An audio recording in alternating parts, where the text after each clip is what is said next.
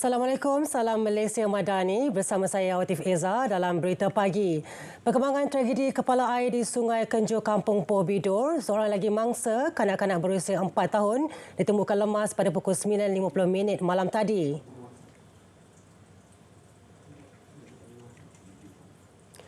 Menurut Ketua Polis Daerah Tapa, Superintenden Muhammad Naim Asnawi, mangsa ditemukan pada jarak 600 meter dari lokasi kejadian.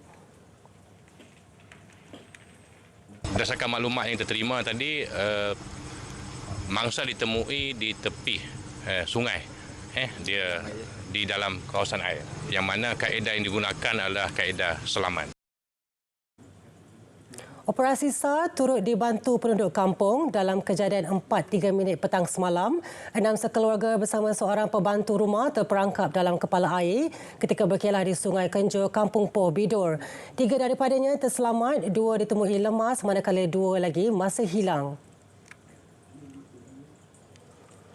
Hampir 22,000 penumpang menerima manfaat menerusi inisiatif penerbangan tambang tetap berpatutan ke Sabah dan Sarawak sempena Tahun Baru Cina ini. Menteri Pengangkutan Anthony Loke menzahirkan penghargaan kepada semua pihak yang membantu kerajaan dalam menjayakan inisiatif tersebut. Kita juga amat berterima kasih kepada semua pihak yang menyokong inisiatif ini kerana penerbangan tambahan ini memerlukan kerjasama berbagai pihak, bukan saja syarikat airline tetapi juga operator lapangan terbang. Sebab operator lapangan terbang mereka perlu menambah masa. Khususnya kalau balik ke Sabah Sarawak, umpamanya di Sibu, mereka perlu beroperasi tambahan masa lepas lewat malam. Begitu juga air traffic controller, ground handler dan sebagainya. Kementerian Pengangkutan juga akan terus bekerjasama dengan syarikat penerbangan bagi menawarkan lebih banyak penerbangan pada harga yang berpatutan untuk musim perayaan akan datang. Sebanyak 13 buah bas ekspres dilarang berada di jalan raya susulan tidak mencapai standard keselamatan ditetapkan Jabatan Pengangkutan Jalan JPJ. Tindakan diambil menerusi op khas terminal sempena sambutan Tahun Baru Cina dan cuti persekolahan. Sebanyak 2,801 pemeriksaan bas ekspres di 28 terminal seluruh negara dilaksana sejak 1 Februari lalu. Hasil daripada pemeriksaan tersebut, kita dapati 44 buah bas telah diambil tindakan kerana tidak mencapai standard keselamatan sebagaimana yang telah ditetapkan oleh undang-undang. Dan 13 buah daripadanya, daripada 44 itu 13 buah, terus kita tidak benarkan untuk berada di jalan raya. Maksudnya kita grounded dengan dia kerana tahap keselamatan yang sangat rendah dan tidak mencapai standard yang ditetapkan. Kita juga telah menjalankan ujian saringan terhadap pemandu-pemandu bagi ujian saringan urin kepada pemandu-pemandu bas sebanyak 187 orang, seramai 187 orang. Di mana daripada 187 orang ini kita dapati 4 daripada mereka telah menggunakan barang terlarang. JPJ turut memeriksa rekod saman dan tunggakan saman yang dimiliki syarikat-syarikat pengendali bas ekspres serta pemandunya. Pemeriksaan teknikal turut dijalankan dari semasa ke semasa bermula 1 hingga 29 Februari ini. Operasi tanpa sentuh dengan menggunakan konsep pendigitalan merupakan strategi JPJ Negeri Sembilan bagi musim perayaan Tahun Baharu Cina kali ini. Penumpuan lebih diberikan kepada kelancaran aliran trafik yang tidak memerlukan banyak sekatan jalan raya. Kita akan lebih menggunakan strategi yang melibatkan digitalisasi yang tidak menggunakan penguasaan secara konvensional, secara sentuh. Yang maknanya antaranya penggunaan drone.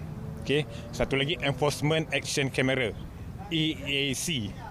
EAC ini adalah kamera antaranya dashcam penggunaan dashcam. Begitu juga dengan Smart Enforcement Device, dipanggil SMED, SMED.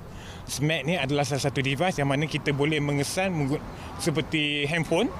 Kita tekan maklumat kenderaan, kita boleh semak sama ada road tag ataupun insurans dia masih hidup ke ataupun tak hidup. Dan juga penggunaan kamera GoPro di kalangan unit peronda bermotosikal JPJ.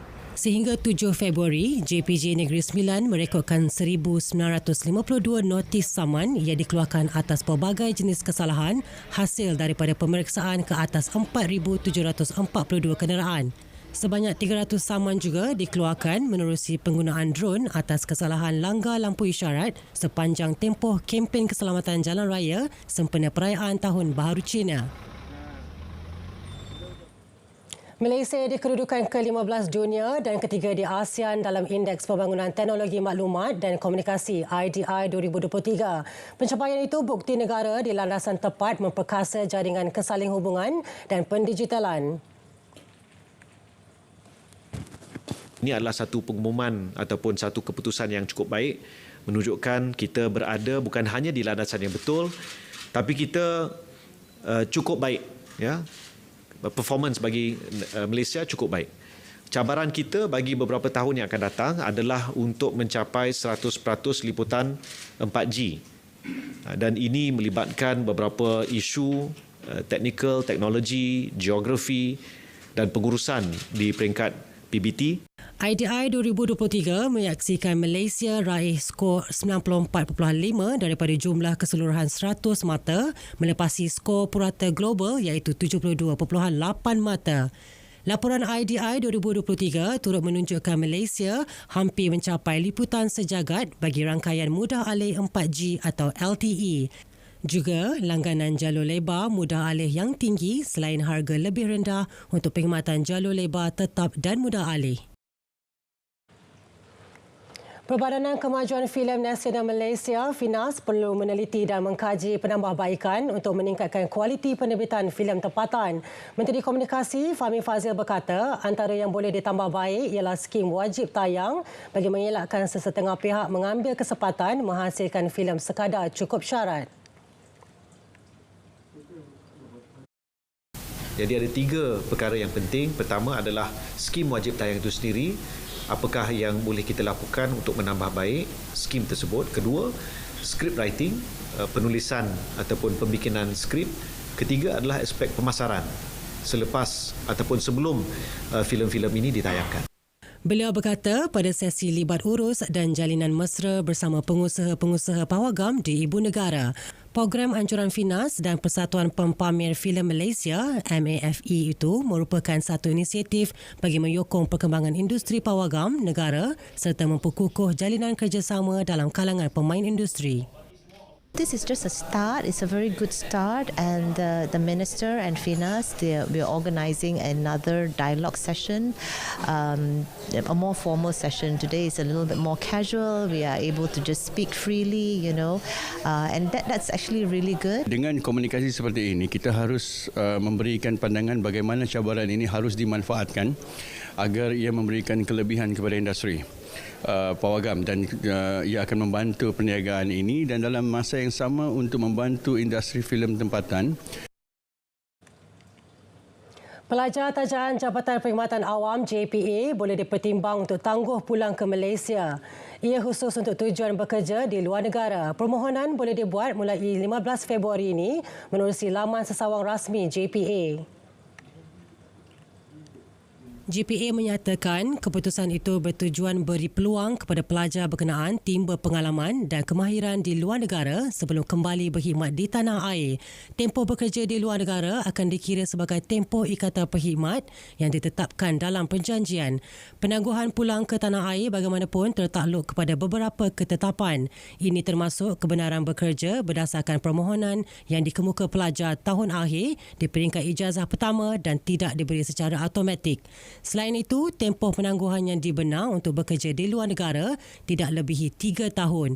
Pelajar tajaan pinjaman dikehendaki bayar balik nilai pinjaman secara ansuran bulanan dalam tempoh tersebut. Pelarasan bayaran balik nilai pinjaman adalah berdasarkan sektor pekerjaan dalam negara. Ia hanya dibenar sekali saja setelah pelajar pulang ke Malaysia tertakluk kepada syarat ditetapkan. Berita pagi diteruskan dengan edisi Sabah dari Sungai ke Segara, Palestin pasti merdeka. Malaysia Madani tekad perpaduan penuhi harapan.